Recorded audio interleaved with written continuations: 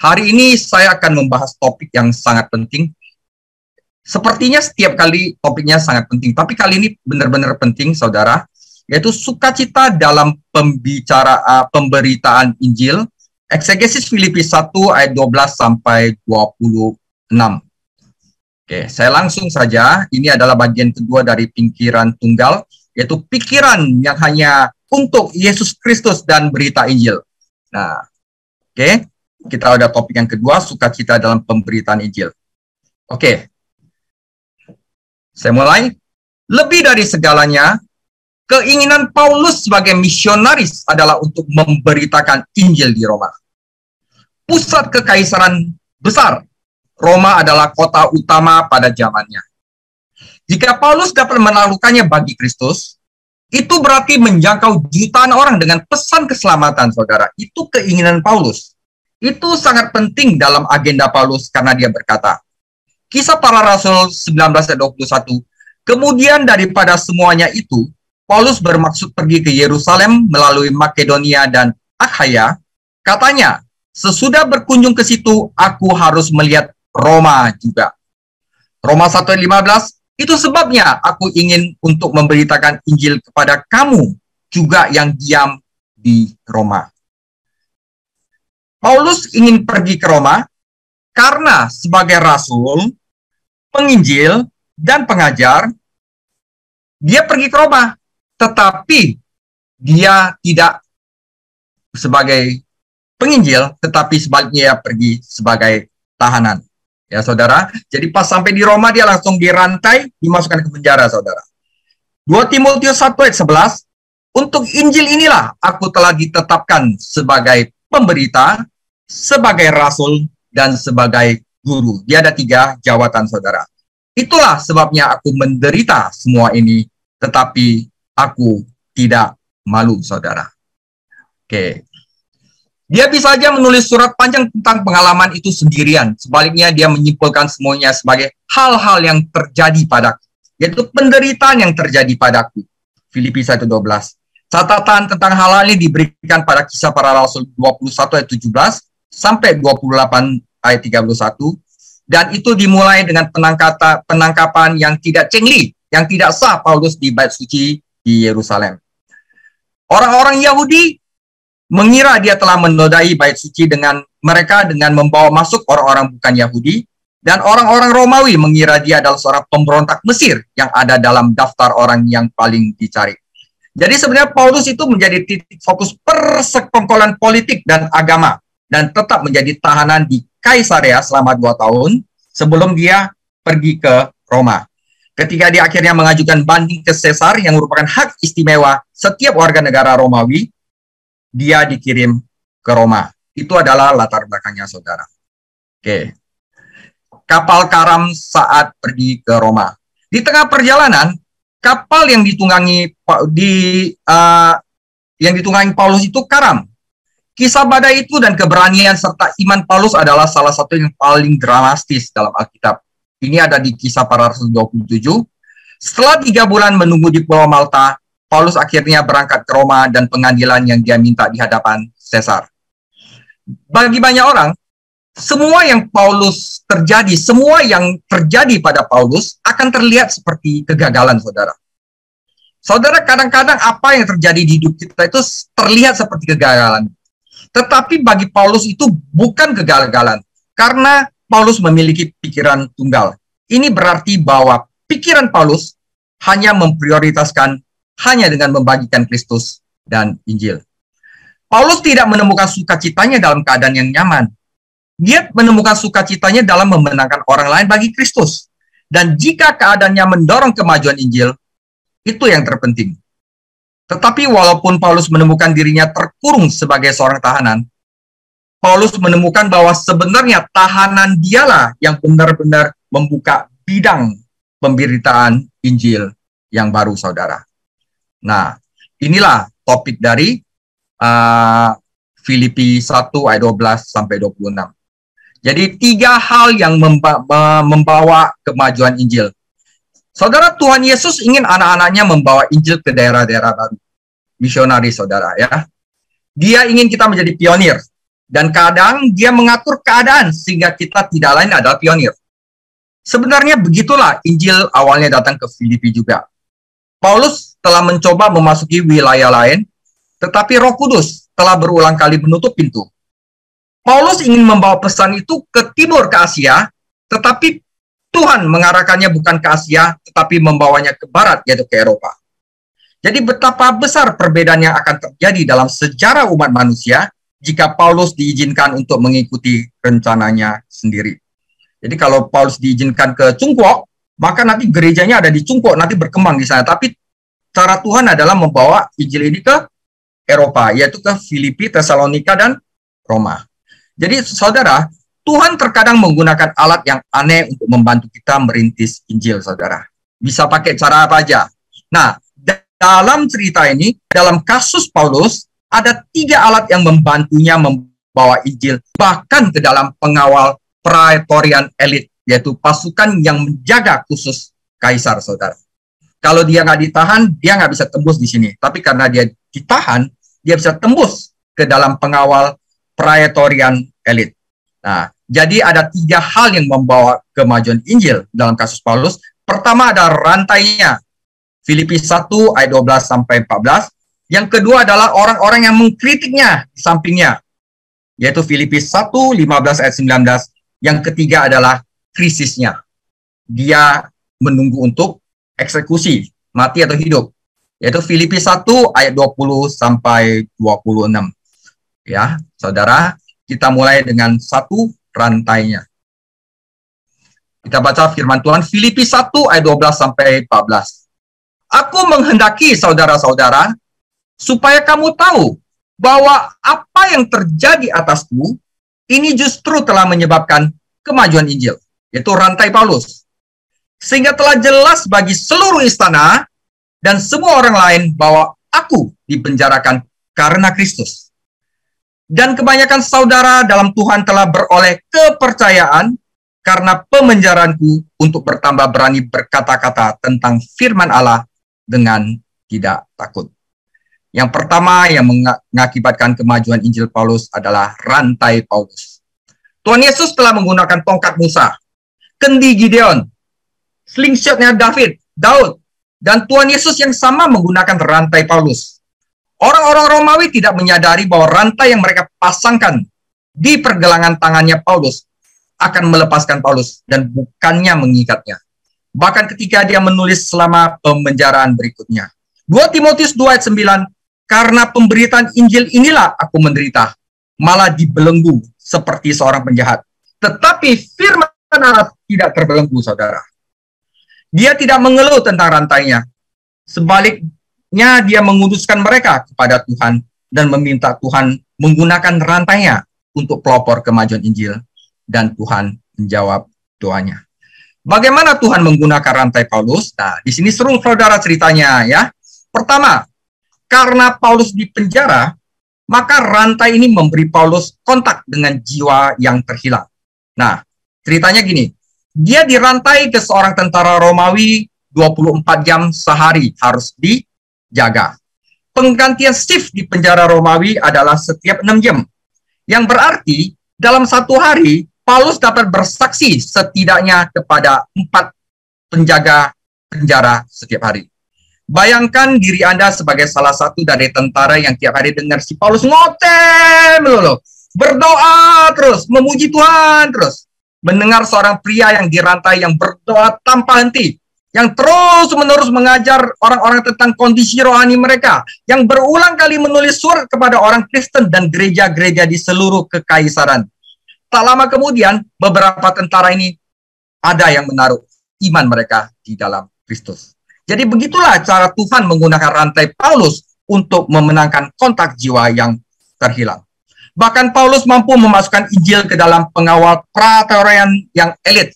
Sesuatu yang tidak dia dapat lakukan jika dia bukan di penjara, saudara. Nah, itulah cara Tuhan, saudara. Yang kedua, saudara, rantai itu membuat Paulus berhubungan dengan sekelompok orang lain, yaitu para pejabat, para petinggi di istana kaisar. Dia berada di Roma sebagai tahanan resmi, dan kasusnya itu penting. Bidat, saudara, pemerintah Romawi akan menentukan status resmi sekte Kristen yang baru ini? Apakah ini hanya sekte lain dari orang-orang Yahudi? Atau apakah ini sesuatu yang baru yang dapat membahayakan pemerintahan Romawi? Siapakah Yesus yang mereka sembah? Siapakah Yesus yang mereka tinggikan? Siapakah itu? Bayangkan betapa sukacitanya Paulus mengetahui bahwa para pejabat pengadilan dipaksa untuk mempelajari doktrin-doktrin iman Kristen. Kadang-kadang, saudara, Tuhan harus meletakkan rantai pada umatnya untuk membuat mereka mencapai perintis kemajuan Injil yang tidak akan pernah terjadi dengan cara lain. Rahasianya adalah ini, saudara. Ketika Anda hidup hanya untuk Injil dan Kristus, ketika Anda memiliki pikiran tunggal, Anda melihat keadaan Anda sebagai kesempatan yang diberikan Tuhan untuk pemberitaan Injil. Dan Anda bersukacita atas apa yang Tuhan lakukan daripada mengeluh tentang apa yang Tuhan tidak lakukan, saudara. Jadi kita tidak mengeluh lagi, aduh Tuhan nggak ingini saya, kapan ya saya begini. Enggak, dia akan sukacita karena apa? Tuhan campur tangan di dalam diri dia untuk mengajarkan Injil dan Yesus Kristus. Nah, itulah sukacita bisa datang, saudara. Ketiga, rantai Paulus juga memberi keberanian kepada orang percaya yang diselamatkan. Jadi orang-orang percaya itu pede. Gembala saya ya ditahan aja dia keluar-keluar dan banyak yang bertobat. Mengapa kita tidak berani untuk mengabarkan firman? Nah, banyak orang percaya di Roma menjadi berani ketika mereka melihat iman dan tekad Paulus. Filipi 1:14, mereka jauh lebih berani berkata-kata firman tanpa rasa takut. Jadi kata berkata-kata itu di sini tidak berarti berkhotbah, sebaliknya itu berarti percakapan sehari-hari. Atau dalam bahasa Yunani yaitu laleo. Jadi tidak diragukan banyak orang Roma sedang mendiskusikan kasus Paulus. Dia orang gosipin kasus Paulus. Oh, Paulus itu sih dia bawa Yesus Kristus entah siapa itu. Wah, ditinggikan sebagai Tuhan. Nanti bagaimana Caesar bisa ngamuk atau bagaimana? Dan mereka diskusi. Tapi Tuhan kita memang luar biasa. Buktinya Paulus sukacita. Nah, mereka semacam kayak gosip percakapan sehari-hari. Tapi yang dibicarakan adalah kekristenan.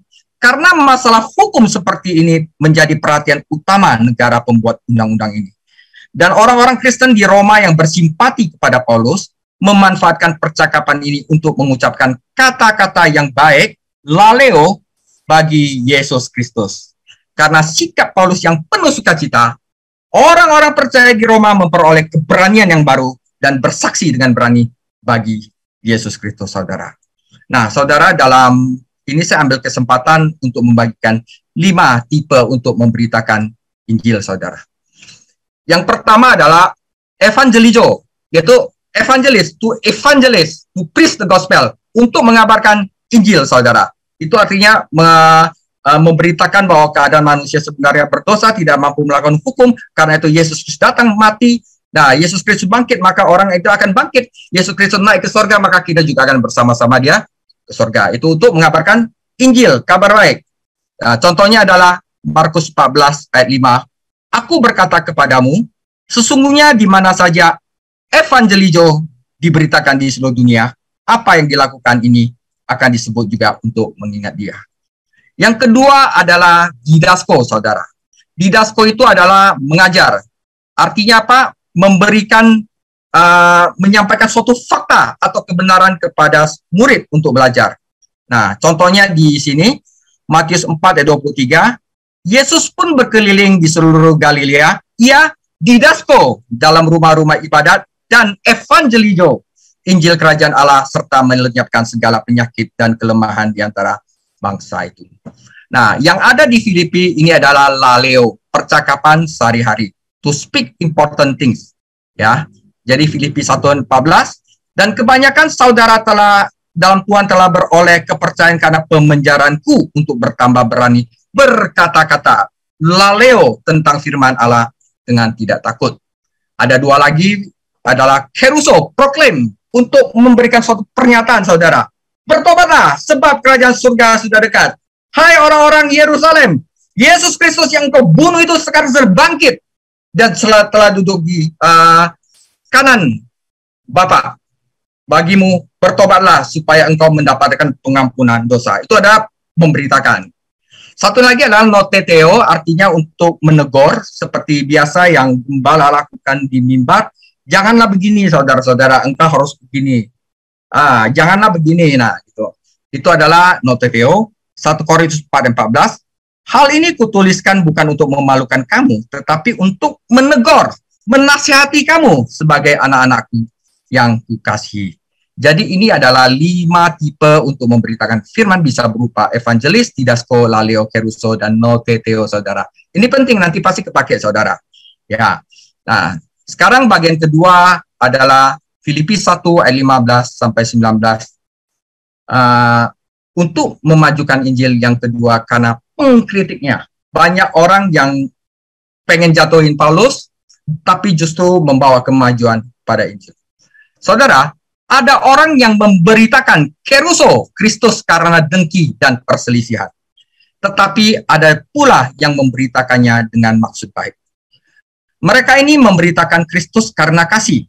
Sebab mereka tahu bahwa aku ada di sini untuk membela Injil Evangelizo, tetapi ada pihak yang lain karena kepentingan sendiri dan dengan maksud yang tidak ikhlas. Sangkanya, dengan demikian mereka memperberat bebanku dalam penjara. Nah, jadi ini justru, belum. Tetapi tidak mengapa, sebab bagaimanapun juga, Kristus diberitakan, baik dengan maksud palsu maupun dengan jujur. Tentang hal itu, aku bersukacita dan aku akan tetap bersukacita. Karena aku tahu bahwa kesudahan semuanya ini adalah keselamatanku oleh doamu dan pertolongan Roh Yesus Kristus. Jadi kedua yang akan membawa kemajuan Injil adalah pengkritik Paulus. Jadi saudara, kalau Anda mengalami suatu kemajuan dalam gereja dan banyak pengkritiknya, berarti Anda udah benar, saudara. Kalau nggak ada yang kritik, nah itu bahaya, saudara. Karena kritikan itu justru akan membangun, saudara. Sulit dipercaya bahwa ada orang yang menentang Paulus, tetapi memang ada orang percaya di Filipi, bahkan di Roma yang melakukan hal itu. Gereja-gereja di sana terpecah. Beberapa mengkorbankan Kristus dengan tulus, ingin melihat orang lain diselamatkan. Beberapa orang mengkorbankan Kristus dengan tidak tulus, ingin membuat situasi menjadi lebih sulit bagi gembalanya Paulus. Kelompok yang terakhir menggunakan Injil untuk memajukan tujuan egois mereka sendiri. Mereka mungkin termasuk dalam kubu legalistik gereja yang menentang pelayanan Paulus kepada orang-orang bukan Yahudi dan penekanannya bukan kepada hukum, tetapi penekanannya pada kasih karunia Allah yang bertentangan dengan ketaatan pada hukum Yahudi. Karena itu, saudara, iri hati dan perselisihan berjalan bersama-sama. Sama seperti kasih dan persatuan berjalan bersama-sama. Jika ada kasih, pasti gereja bersatu. Kalau ada iri hati, gereja pasti terpecah belah. Nah, Paulus menggunakan kata yang menarik dalam Filipi 1 ayat 16, yaitu perselisihan, saudara. Itu berarti mencari jabatan, membuat orang-orang mendukung Anda. Nasihat Paulus adalah tandai dan hindari mereka. Nah, di sini saudara ada satu yang menarik, kenapa tentang perselisihan itu ditulis di dalam kitab Filipi dan lumayan panjang ayatnya. Nah, saya cari di dalam Alkitab dan ada di dalam Galatia 6 ayat 11 sampai 13 bagaimana cara untuk mendandai orang-orang demikian, ya. Nah, Galatia 6 ayat 11 sampai 13, lihatlah bagaimana besarnya huruf-huruf yang kutulis kepadamu dengan tanganku sendiri. Mereka yang secara lahiriah suka menonjolkan diri, merekalah yang berusaha memaksa kamu untuk bersunat, mematuhi hukum, hanya dengan maksud supaya mereka tidak dianiaya karena salib Kristus. Sebab mereka yang menyunatkan dirinya pun tidak memelihara hukum Taurat, karena tidak mungkin, saudara. Tetapi mereka yang menghendaki supaya kamu menyunatkan diri, agar mereka dapat bermegah atas keadaanmu yang lahiriah. Saudara, di sini saya akan berikan tanda kaum legalis. Ya, tanda orang yang mengerjakan sesuatu bukan untuk Kristus, tetapi untuk dirinya sendiri. Saudara, Paulus tidak memiliki sesuatu yang baik yang untuk dikatakan tentang kaum legalis. Dia menggambarkan kaum legalis dan orang-orangnya dalam 4 cara. Pertama, saudara, kaum legalis itu suka untuk menonjolkan diri. Tujuan utama mereka bukanlah untuk memenangkan orang bagi Kristus atau bahkan untuk membantu orang percaya bertumbuh dalam pengetahuan tentang Allah. Tujuan utama mereka adalah untuk memenangkan lebih banyak petobat sehingga mereka dapat menyombongkan diri mereka tentang mereka. Mereka ingin membuat kesan yang baik secara lahiriah meskipun mereka tidak melakukan kebaikan dalam hati. Pekerjaan mereka tidak dilakukan untuk kebaikan gereja atau untuk kemuliaan Tuhan. Itu dilakukan untuk kemuliaan mereka sendiri. Itu ciri pertama. Meskipun tidak salah untuk memenangkan orang bagi Kristus atau melihat pekerjaan Tuhan di dalam gereja meningkat, tetapi pasti salah untuk menginginkan berkat-berkat ini untuk kemuliaan manusia. Kita ingin melihat lebih banyak orang berbagi dalam pelayanan, saudara. Bertumbuh dalam pelayanan, bukan agar kita dapat menghitung banyaknya jemaat saja, tetapi karena tanda orang-orang yang sudah dimerdekakan dalam Kristus adalah orang yang benar-benar masuk ke dalam pelayanan, yang cinta Tuhan Yesus. Tetapi kita harus berhati-hati untuk tidak menggunakan jumlah orang sebagai standar untuk melanjutkan program egois untuk pemulihan kita sendiri, saudara. Tanda kedua orang-orang demikian adalah mereka adalah orang-orang berkompromi, saudara. Mengapa mereka berkhotbah dan mempraktekkan hukum?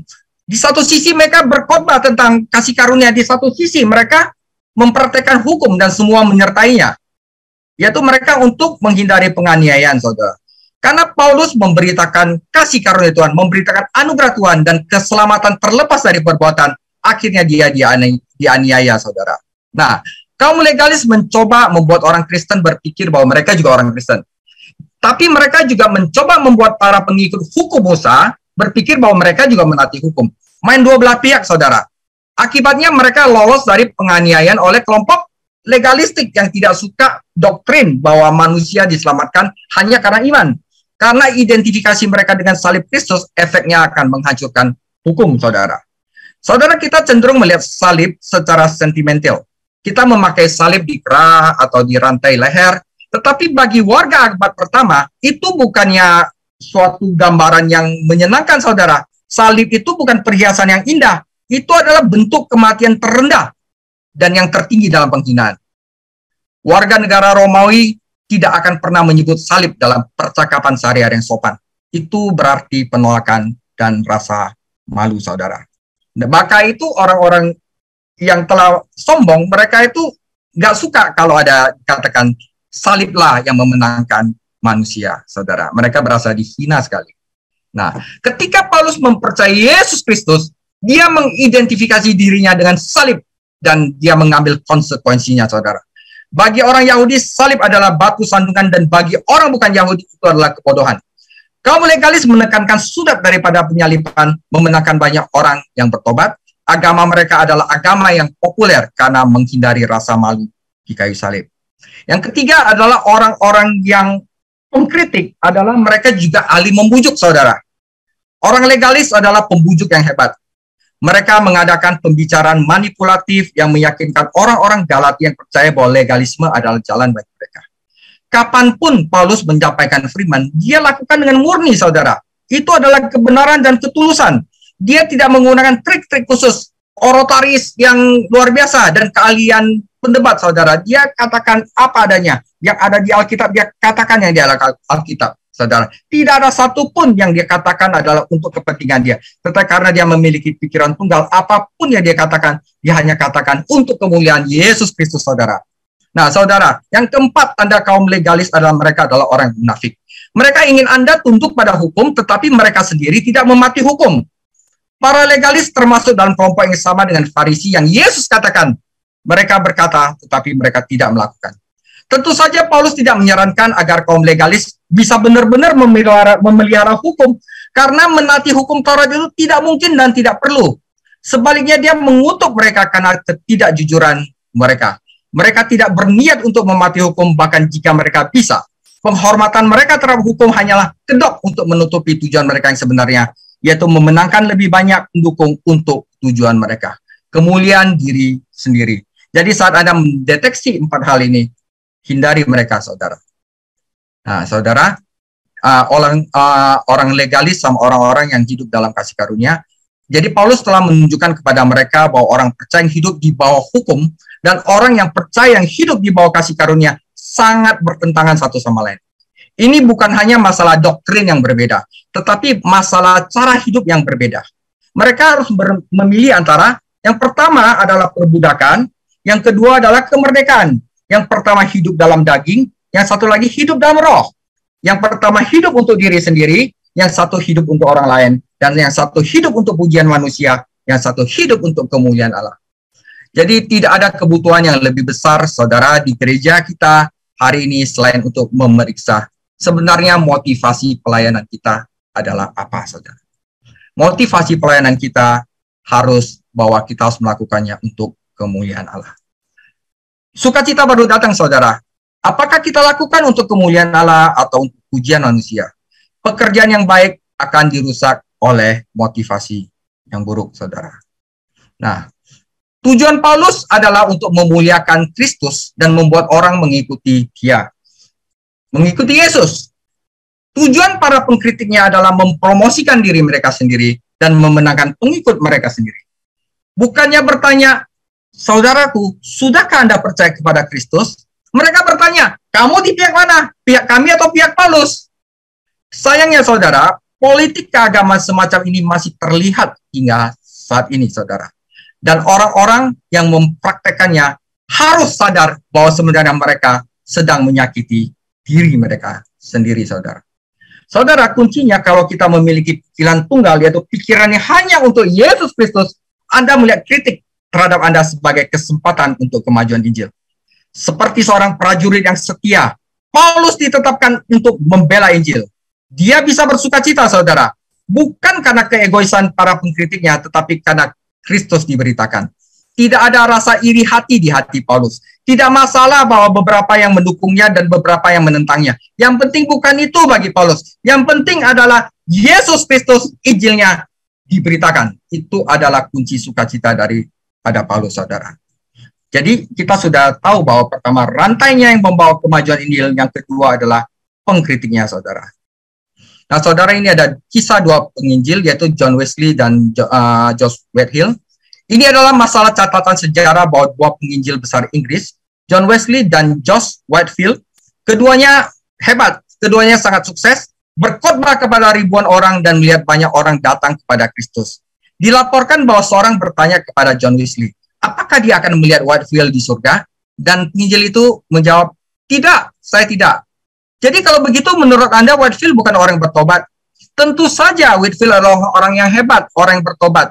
Tetapi saya tidak mungkin melihatnya di surga karena dia begitu dekat dengan tata Allah dan saya begitu jauh sehingga saya tidak akan dapat melihatnya. Kerendahan hati, saudara. Meskipun dia berbeda dengan saudara yang dalam beberapa hal, John Wesley juga tidak memiliki rasa iri di dalam hatinya. Dia happy. Josh Whitefield itu sukses. Dia juga tidak berusaha untuk menentang pelayanan Whitefield. Kita harus seperti itu, saudara. Injil barusan bisa besar, saudara. Kalau saling jegal ya jatuh-jatuh melulu, saudara. Kita tidak boleh ada rasa iri terhadap satu sama lainnya.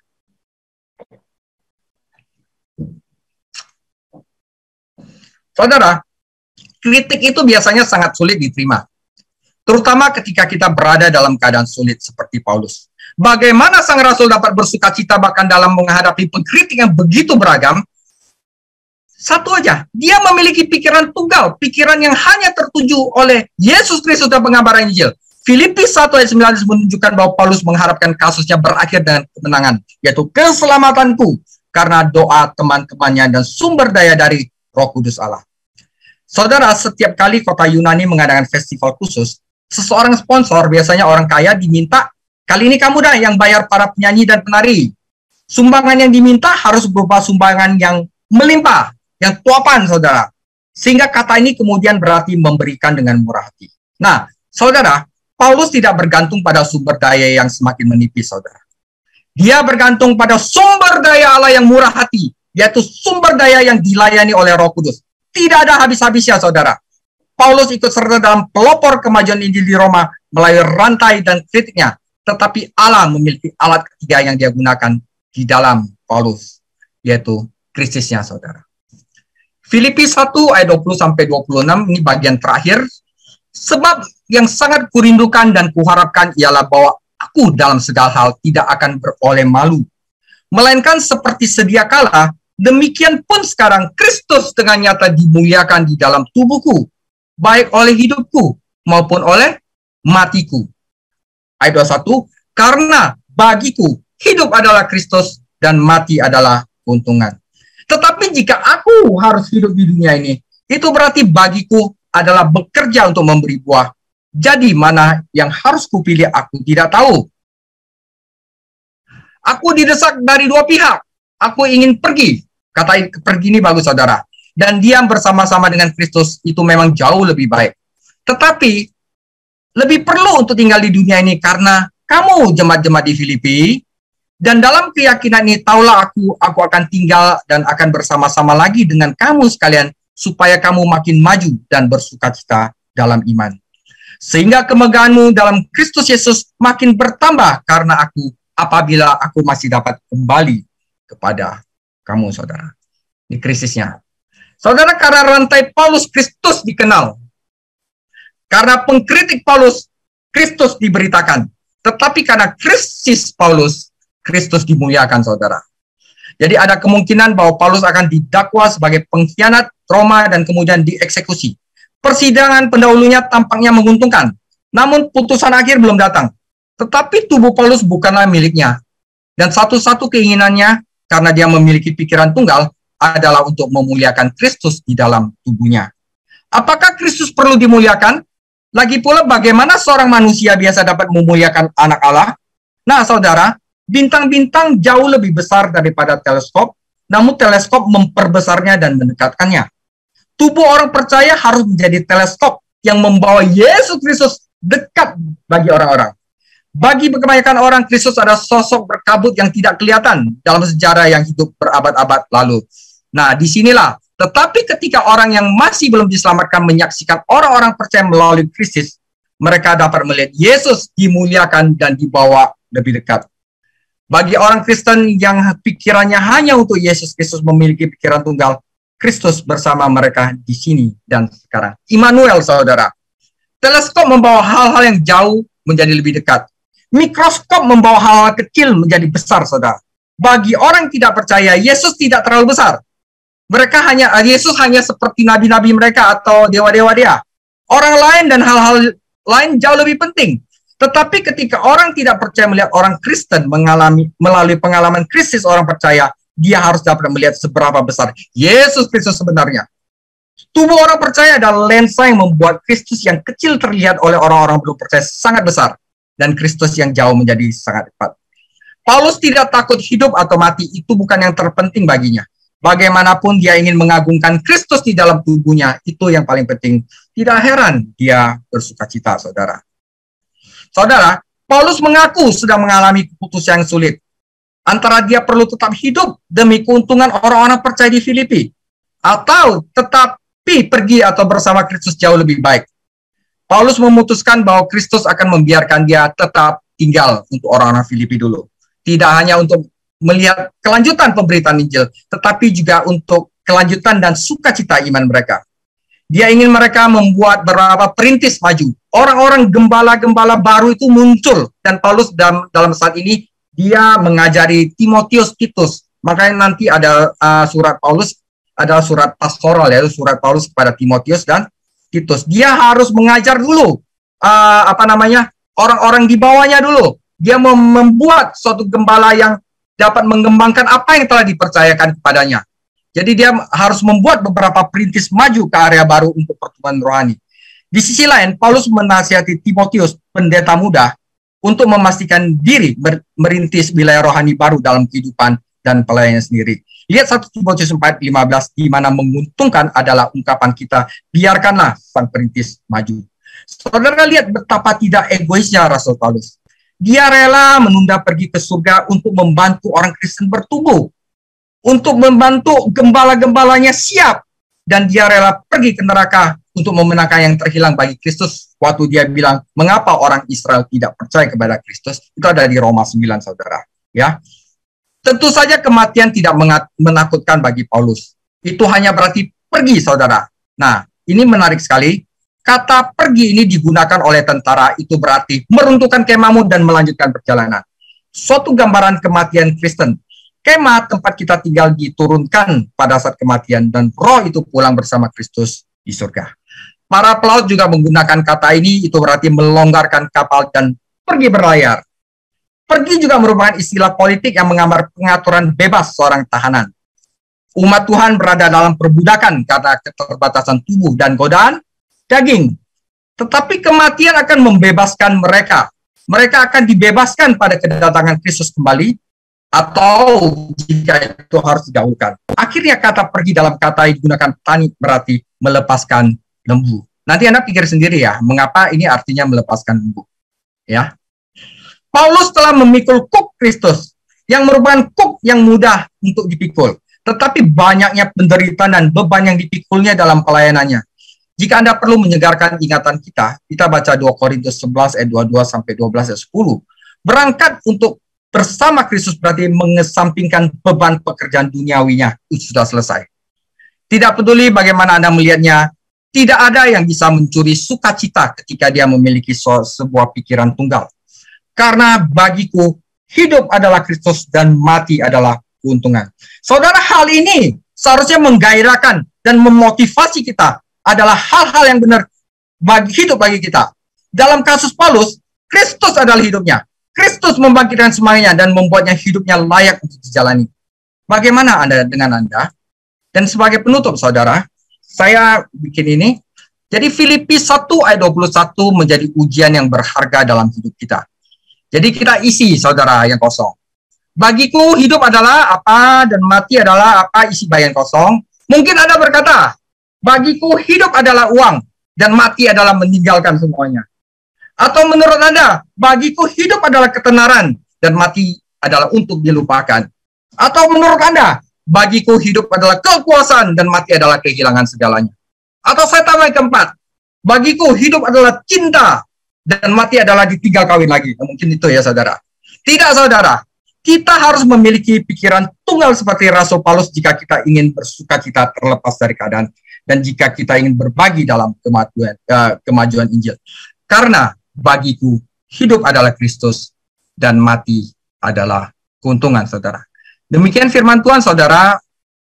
Next kita akan belajar lagi sukacita dalam mempertahankan iman. Tuhan Yesus memberkati.